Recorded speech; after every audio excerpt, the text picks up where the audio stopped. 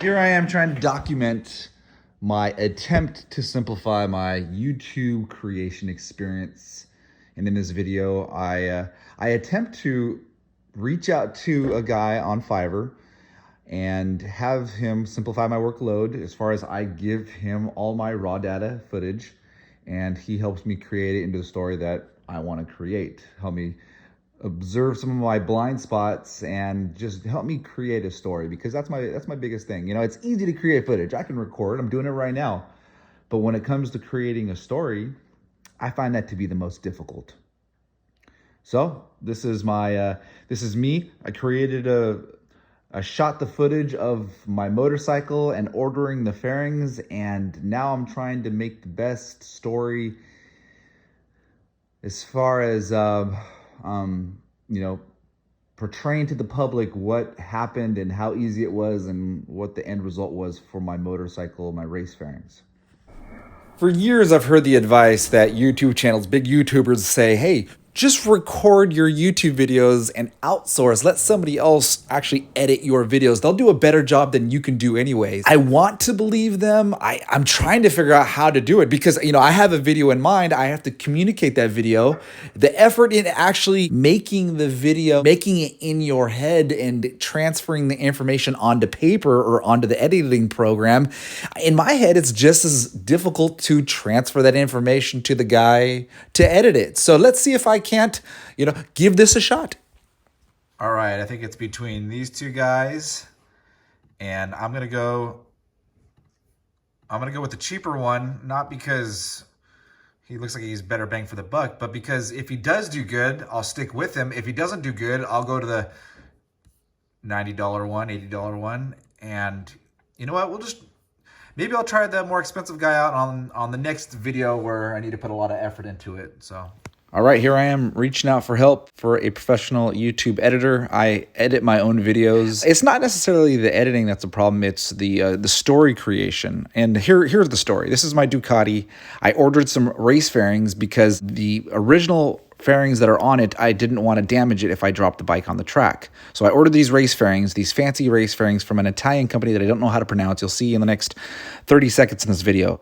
So I guess as an editor, yeah, please edit this, but also help me create a story that is pleasing to the viewer. This is a video about why I got the fairings. It's a video about how much the fairings cost, both product and installation.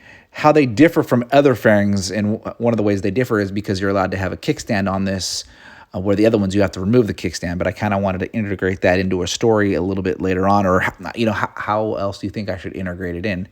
So another thing I wanted to talk about is dealing with the Italian, their customer service, whether it was good or was bad. It's the wow factor when I show up to the track. These guys see the bike, and it's almost so beautiful. But how do I say that into a story? Do I put that at the end of the story? I want to talk about the things I like about the bike, which is that it looks beautiful. I want to talk about things I don't like about the bike, which is the tail of the bike is really flimsy, meaning I can't manipulate the bike by, really holding on to the tail. And it's probably flimsy because it doesn't have any weight-bearing properties to that tail, which, is something I need to take into consideration. Here I am getting ready to order this product from this Fiverr, this guy. Here's Lane, and I'm going to click the continue button. We'll go through the credit card, and once we get to the description from what he wants from me, then I'll come back to you. Ooh, be careful here. It's tricky. There's a subscribe, 5% off, and I click continue for the subscribe, so single order, continue. Bam, we have ordered it. Reminder, please provide instructions. All right. Is this part of a bigger project you're working on? All right, now we're going to write down here what we already explained in the video, the description video. All right, let's read some information that he'd like from me, because he wants us to attach a rundown of the video's concept. If we have a script, even if you have a brief message, you can place it there. I put it in the video that I'm going to upload, but I also put it here as well. This is my first time doing this. I admitted it to him. I know there's going to be growing pains from learning, both from what he wants and what I'd like in the vid. I was going to make the video. I was going to make the video on my own. Simple enough. But I'm basically admitting to him I have such massive projects it would behoove me to learn how to learn to do this. This is basically a voiceover video where I talk about the fairings, buying it from Italy, and I tell him about how I have upcoming videos that are, not quite loaded in the chamber, but they're just the raw data of them. Please reach out what you want from me, how you want me to send the video, and I also narrate in the video what I would like in the video. And then let's keep scrolling down because it says, what's the desired tone of the video? All right, so I'm gonna write that down, what I want. I don't know, I'm still gonna kind of brainstorm a little bit, but then I'm just gonna go ahead and hit the start over. So on here, I got a reply back, and he says, if you wouldn't mind, I prefer to discuss with the claimant the order before they ensure they're getting the right product and the extras. If you would cancel this order and join us for a chat. So yeah, here I am now, asking to cancel this order. Tell us privately.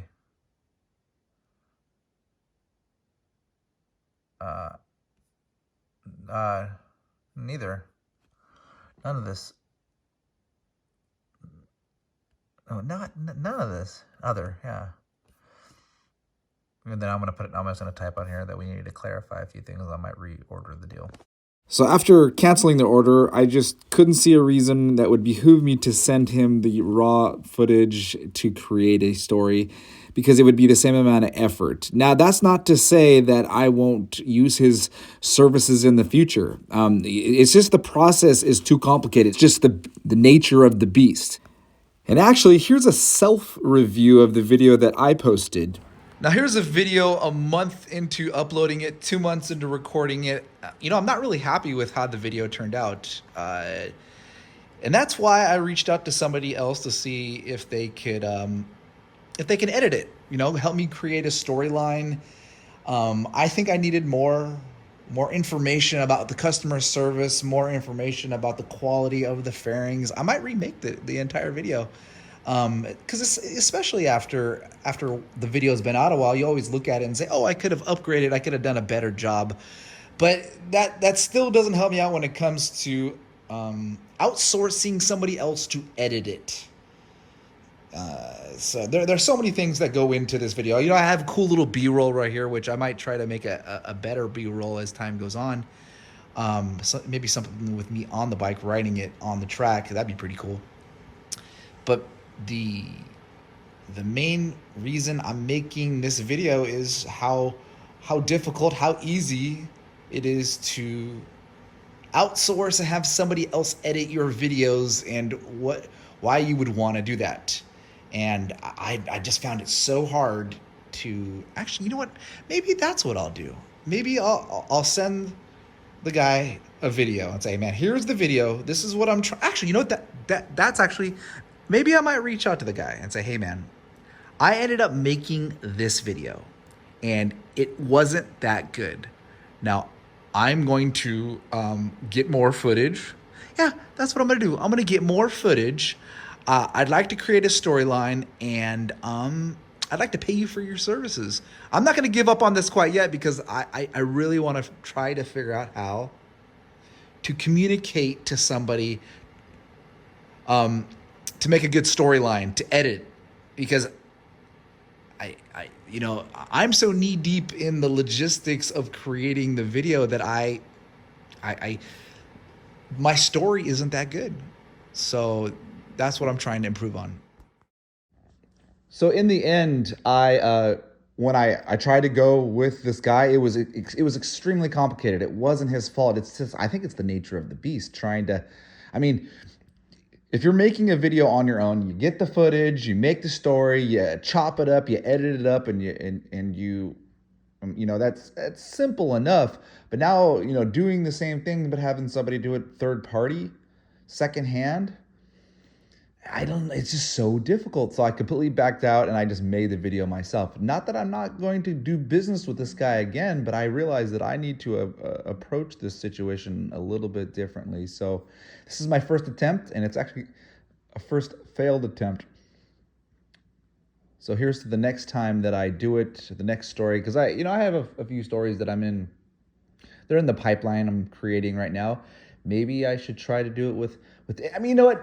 If I just want to do it simple, I'll just make the video. But the problem is, I mean, you know what? Come to think about it, I have about 5 videos in the pipeline, and those videos just stay stagnant.